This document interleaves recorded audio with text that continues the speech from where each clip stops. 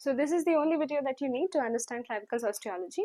So let's begin. So the first question which is asked is that what type of bone is clavicle? So clavicle is a modified long bone. The next follow-up question is why do you say so? So it is the only long bone which lies horizontally in the body. It is the only long bone which has no medullary cavity. It ossifies with two primary centers of ossification, and it has membranocartilaginous ossification, while other long bones typically have cartilaginous ossification. And another thing about this bone that you need to remember is that it is the first bone to start ossification in the 6th intrauterine life, and it is the last bone to complete its ossification, that is from 21 to 25 years of age. Now let's come to side determination of the bone. So for lateral medial side determination, we can see this quadrangular end. This is the sternal end. This lies medially. This is a relatively flattened end, and this is the lateral end of the bone.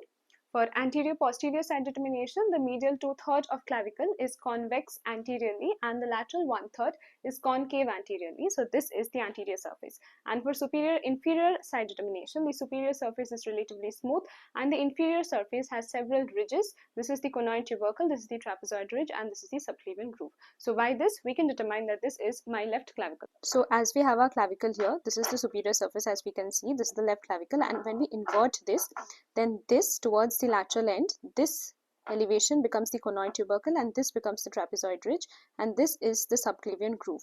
But when we see the superior surface, it is relatively smoother.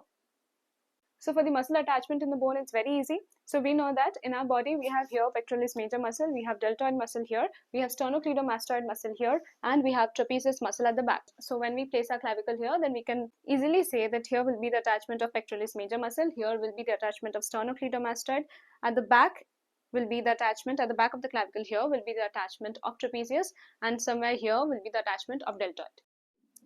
So here you all can see the action of the different muscles which are attached to the clavicle in the movement of the forelimb and the head and neck region, along with the exact insertion and attachment on the various bones. And another thing that you can remember lastly is that clavicle is one of the most commonly fractured bone in our body, and the zone of weakness is the zone joining the medial 2/3 and the lateral 1/3 of the bone.